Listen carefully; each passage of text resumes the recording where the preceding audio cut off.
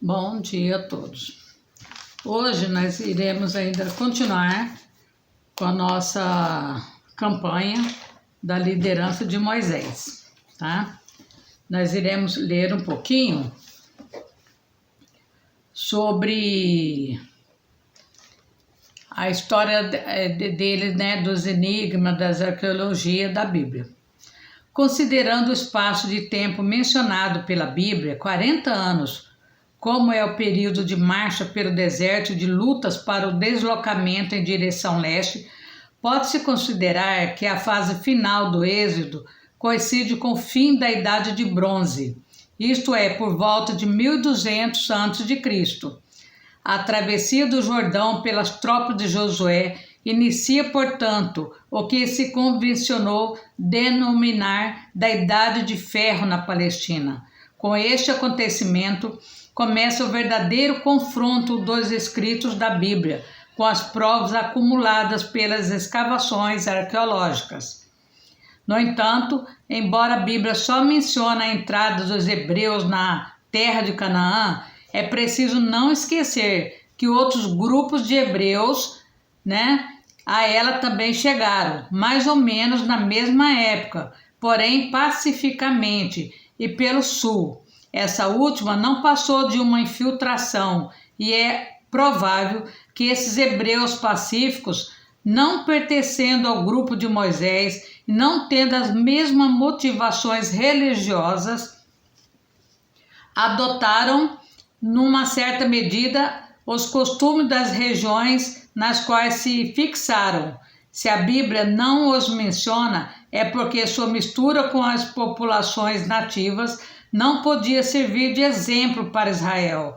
Sabe-se que desde a aurora dos tempos os historiadores sempre tentaram, por razões religiosas ou políticas, passar em silêncio sobre os que não ajudavam a seus propósitos.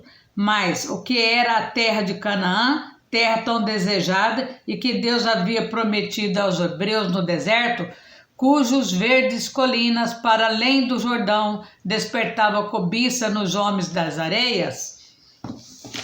Então, diante dessa aí, nós podemos chegar à conclusão, que não está mencionado, mas segundo os estudiosos, mais pessoas também chegaram lá, Chegaram até a terra de Canaã.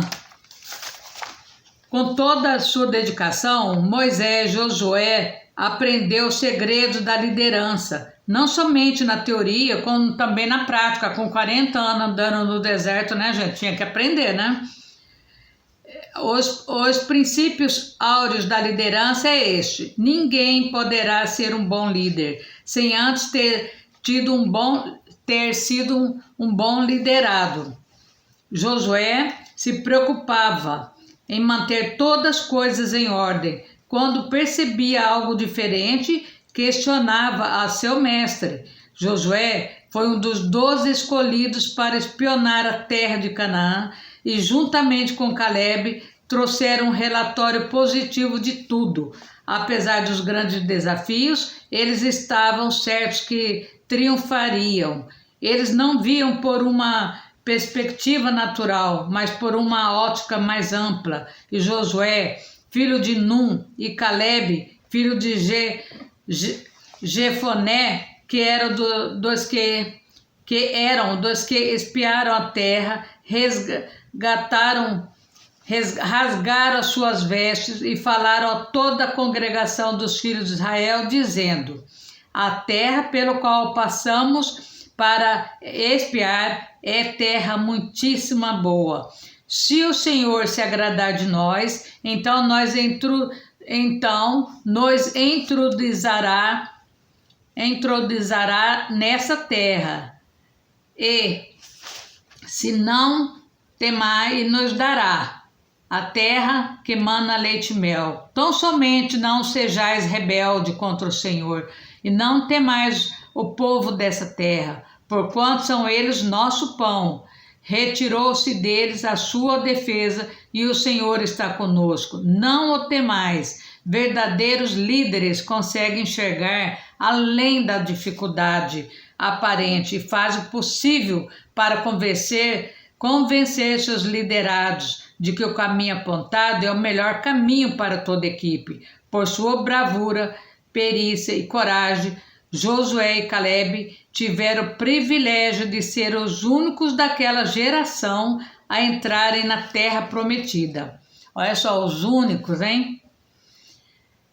Da terra prometida. Josué foi escolhido por Deus como sucessor de Moisés. A Bíblia afirma que ele já tinha o Espírito de Deus e por um ato de imposição da mão de Moisés foi publicamente comissionado como líder do povo de Israel. Um líder cristão que não possua o Espírito Santo não está qualificado para tão nobre missão de liderar o povo de Deus, seja qual for o seu nível, né? Naquele momento parece estar refletido no Salmo 23. As escolhas de Deus são soberanas e sempre contraria a expectativa e perspectiva. Enquanto as pessoas enxergam, né? Aqui já está falando que já vai falar da outra liderança que era de Davi, que ninguém enxergava ele também como líder e ele acabou sendo um grande líder, né? Então, os israelitas, eles passaram 40 anos em uma jornada que deveria ter durado poucos dias, né? Segundo a Bíblia.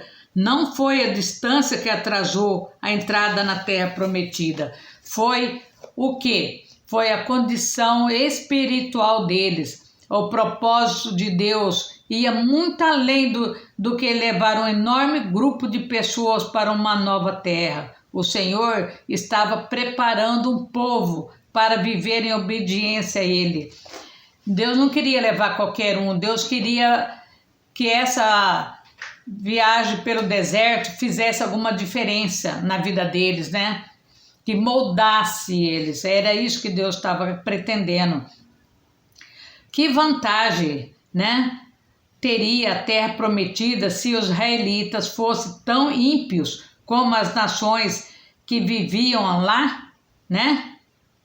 Nenhuma, né? A jornada foi dolorosa, mas necessária para a preparação, que é no deserto que Deus nos refina, que Deus tira todas as impurezas, tira aquela casca grossa que nós temos e deixa a gente, né, mais maleável. Por meio dela, o Senhor se revelou aos israelitas como o Deus vivo, o líder da sua nação. Ele também ensinou pecadores, pessoas inclinadas à rebelião e à dúvida. Deus deu a esse povo rebelde a lei para ajudá-los, né? Para ajudá-los compreender como deveria relacionar-se com Deus e com outras pessoas. O deserto muitas vezes serve para preparar-nos. Depois de 40 anos, eles conseguem entrar na terra prometida. Então, nós vamos parar aqui.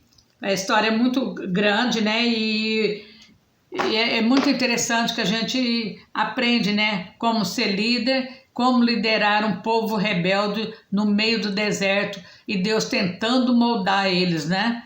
Não querendo que eles entrassem naquela terra prometida do jeito que eles eram, mas Deus queria ver mudança na vida deles. Então, nós vamos fazer uma oração, né? Uma oração para Deus nos abençoar. Nós vamos ler o Salmo 91, tá? Tu que habitas sob a proteção do Altíssimo, que moras à sombra do Onipotente, diz ao Senhor: sois meu refúgio e minha cidadela, meu Deus em quem eu confio. É Ele quem te livrará do laço do caçador e da peste perniciosa. Ele te cobrirá com suas plumas, sob suas asas encontrarás refúgio. Sua fidelidade te será um escudo de proteção. Tu não temerás os terrores noturnos, nem a flecha que voa ao meio-dia, né? À luz do dia, nem a peste que se propaga nas trevas, nem o mal que graça ao meio-dia. Caiam 1000 homens à tua esquerda e 10.000 à tua direita, tu não serás atingido, pois verás com teus próprios olhos e contemplará o castigo dos pecadores, porque o Senhor é teu refúgio. Senhor Deus, diante dessa oração do Salmo 91, agradecemos por mais uma palavra abençoada, que essas palavras vão de encontro com aqueles que estão ouvindo a sua palavra, meu Pai. Que o Senhor abra o entendimento, dai dom da sabedoria, abençoe a todos que estão orando comigo, abençoe a vida de todo mundo, abençoe o serviço, o seu lar, derruba por terra toda a seta do inimigo, no poder de Deus e no sangue de Jesus. Amém. Amém, muito obrigado e até amanhã, se Deus quiser. Se vocês gostaram, vocês deixam o joinha, tá? Compartilha e amanhã a gente vai ter mais ensinamentos sobre essa viagem pelo deserto, viu, gente? Aguarde, tá?